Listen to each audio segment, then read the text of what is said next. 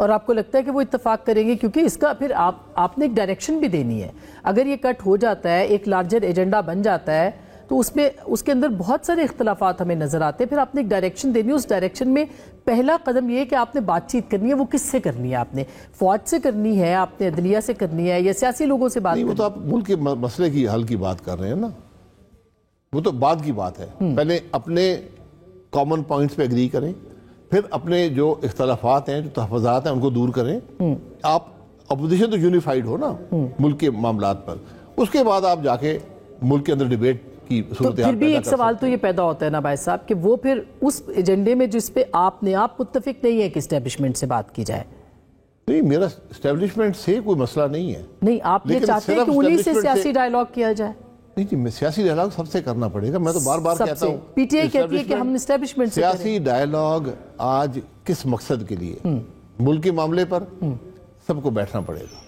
فوج بھی ہے، عدلیہ بھی ہے، حکومت کی پارٹیاں بھی ہیں، اپوزیشن کی پارٹیاں بھی ہیں. یہ تو جب بیٹھیں گے سر، جب آپ ایک جماعت جو سب سے بڑی جماعت ہے اس وقت پاکستان کی، وہ کہے کہ ہم نے اسٹیبلشمنٹ کے ساتھ نہیں سیاسی جماعتوں سے بات کرنی ہے. ٹھیک ہے، یہ ان کو سمجھ آ جائے گی. یہ بات آپ نے سب سے بات کرنی ہے. یہ دو فریقین میں بات نہیں ہوگی. ہمارا مسئلہ ملک کے مسائل کو حل کرنا ہے. ہمارا موقف، ہماری ضرورت، ہماری ذمہ داری ملک کے مسائل حل کرنا ہے. لارجر ایجنڈا ہے جی، جو آپ کے تحفظات ہیں وہ اسی کے اندر ہیں، وہ دور ہو جائیں گے. پہلے ملک کی بات کریں. ملک کیسے چلے گا؟ ملک کو کیا ریفارمز چاہیے؟ ملک کو 26ویں ترمیم نہیں چاہیے. میں آپ کو حقیقت سے بتاتا ہوں.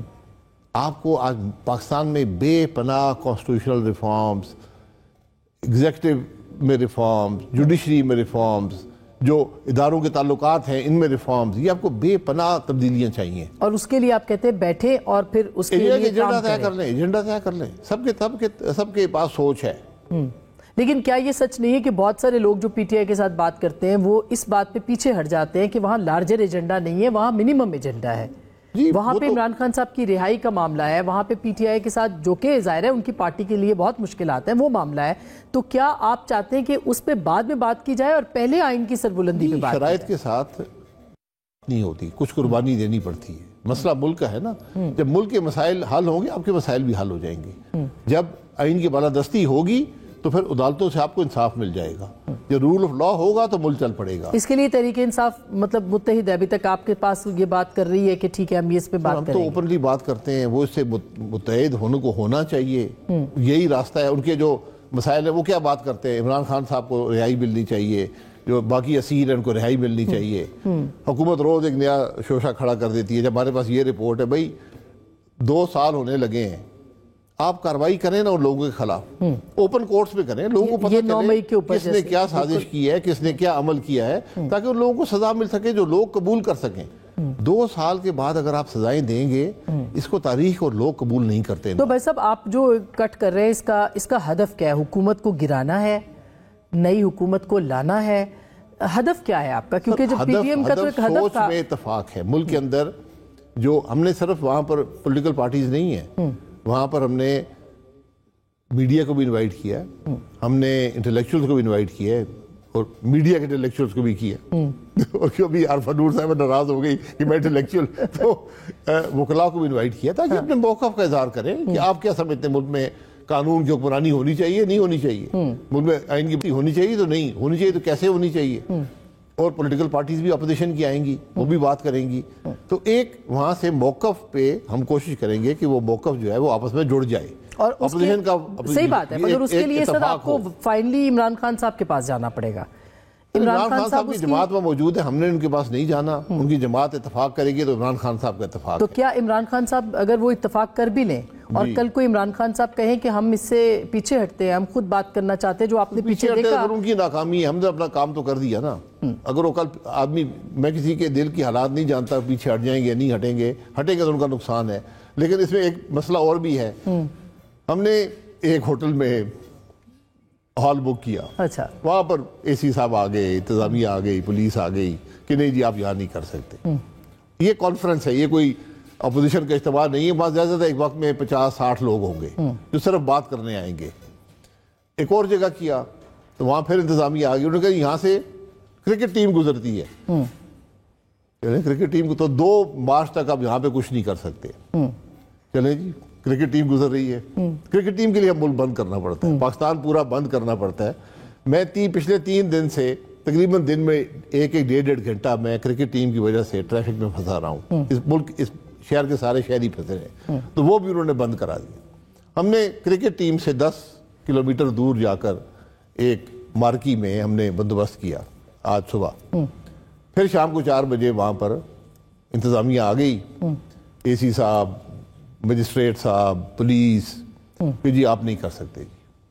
تو آج اس ملک میں یہ وہ حکومت ہے جو آئین کے نام سے خائف ہے. یہ آئین کا نام برداشت نہیں کر سکتے, یہ اس پہ ڈیبیٹ برداشت نہیں کر سکتے. ظاہر ہے بہت کنٹرولڈ ہے ہر چیز, اس میں تو کوئی دو رائے نہیں ہے. تو پھر جمہوریت نہ رہی نا, پھر آپ کے پاس کیا رہ گیا؟ لیکن سوال وہی ہے, پھر چنگیزی رہ گئی. پھر سوال وہی ہے, جو جینون پولیٹیکل پارٹیز ہیں ان کا کنسرن تو یہ ہو سکتا ہے, لیکن جو پارٹیاں فائدے اٹھاتی ہیں اسٹیبلشمنٹ کے ساتھ مل کے, ان کے لیے یہ مسئلہ نہیں ہے بھائی صاحب. جیسے ابھی آپ کی نومولود ہے پارٹی عوام پاکستان, جس کے آپ سربراہ ہیں, اور ظاہر ہے کہ یہ اس کے بھی وہ انٹرسٹ نہیں ہے کہ آپ نے بھی اقتدار حاصل کرنا ہے, آپ تو آئین کی بات کریں. مگر پی ٹی آئی کیوں چاہے گی کہ وہ آپ کے ساتھ بیٹھ کے وہ بات کرے آگے جا کے؟ پہلے آپ نے دیکھا, ہم نے دعوت دی ہے کہ آئیں بیٹھیں, ملک میں آئین کی بات کریں, رول آف لاء کی بات کریں. ہماری نظر میں یہی حل ہے. اگر پی ٹی آئی کے پاس بہتر حل ہے, اپوزیشن کیسے بنے گی سر؟ جیسے پی ڈی ایم بنی تھی, متحدہ اپوزیشن یہ سٹارٹ ہے نا. آپ ایک اتفاق کریں گے ایک بنیادی نقطے پر. اگر اپوزیشن اس بات پہ اتفاق نہیں کر سکتی کہ ملک کے مسائل کا حل آئین کی بالادستی اور قانون کی حکمرانی میں ہے, تو پھر کوئی اپوزیشن نہیں ہے, پھر حکومت میں شامل ہو جائیں. کیونکہ حکومت یہ کہہ رہی ہے کہ نہ ملک میں آئین ہونا چاہیے, نہ قانون کی بالادستی ہونی چاہیے. ہم نے حکومت ایسے ہی چلانی ہے جس طرح ہم چلا رہے ہیں.